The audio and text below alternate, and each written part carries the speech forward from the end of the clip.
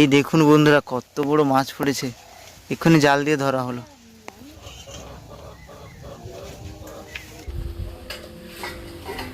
আর এই দেখুন, এই যে থলথলে অংশটা আজ এত ভালো লাগে।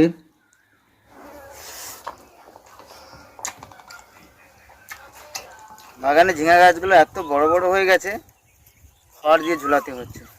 খড় দিয়ে একটু ঝুলিয়ে দিলে বাদ বাকি উপরে জাল আছে, বাদ বাকি তার জালে উঠে যাবে আর কি। এই এই এই যে এইভাবে খড়টা ঢুকিয়ে দিচ্ছি, 4টে করে খড় নিয়েছি, নিয়ে এইটাকে এরকম করে বেঁধে দিতে হবে।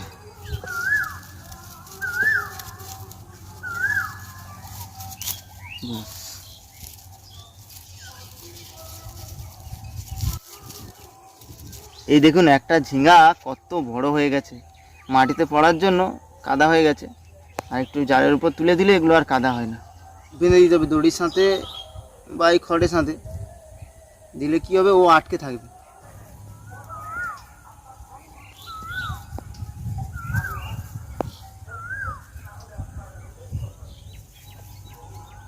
একটা জিনিস আপনাদেরকে দেখাই, দেখুন একটা গাছে কত ঝিঙা হয়েছে, মানে কাছাকাছি কত ঝিঙা হয়েছে। 1টা 2টো 3টে 4টে 5টা 6টা। তাই এখন বাগানে অনেক কাজ।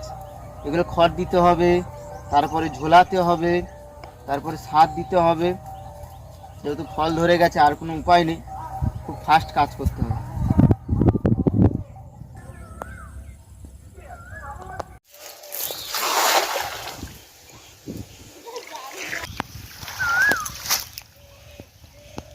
কিচ্ছু নেই।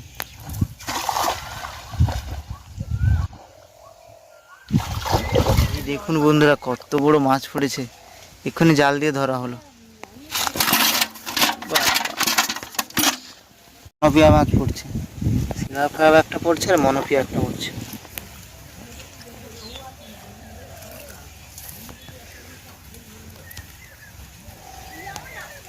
ডিম ভর্তি, ছেড়ে দিন মুখে ডিম, ছেড়ে দাও তাহলে। বাগান থেকে এসে স্নান করে নিয়েছি, তারপর দেখি না পুকুরে জাল ফেলা হচ্ছে। তাই ভাবলাম ক্যামেরাটা অন করি, যদি কোনো ভালো মাছ পড়ে তাহলে সেটা দেখাবো, আর সেই মাছ দিয়ে কী রান্না হয় সেটাও আপনাদেরকে দেখাবো।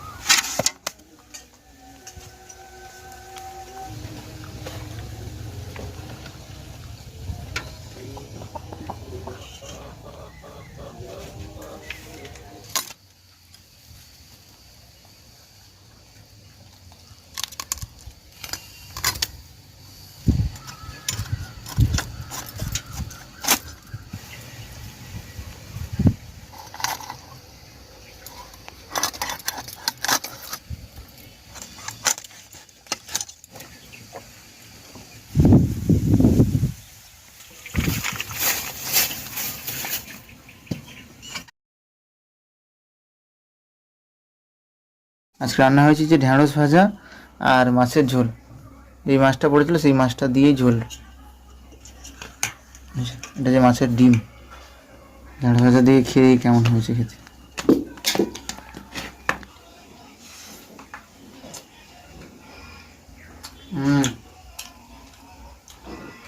ঢ্যাঁড়স ভাজাটা ভালো হয়েছে।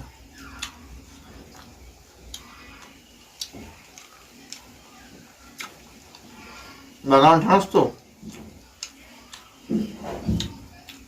একদম টাটকা, তাই খেতে ভালো লাগছে। এই দেখুন মাছের ডিমটা,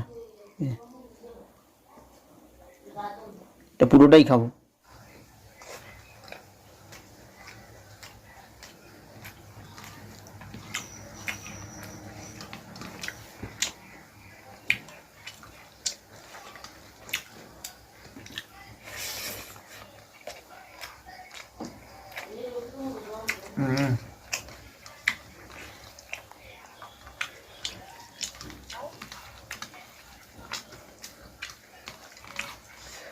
মনে হচ্ছে আলু আর ঝোল দিয়েই খাওয়া হয়ে যাবে।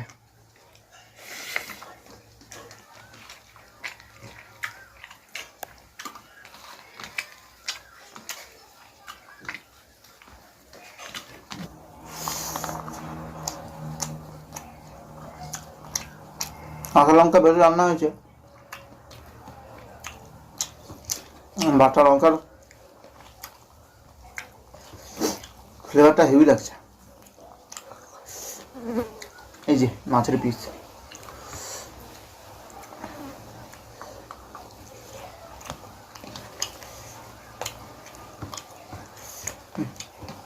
ভালোই স্বাদ।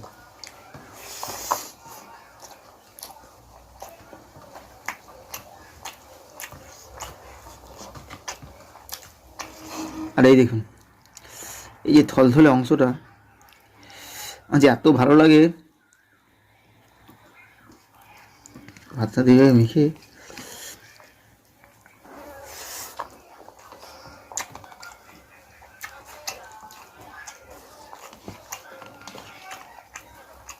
অ্যাকচুয়ালি ওটা পেটের দিকে, চর্বিযুক্ত অংশটা ভালোই লাগে। প্রচুর গরম পড়েছে বন্ধুরা, ঘাম বেরিয়েই যাচ্ছে।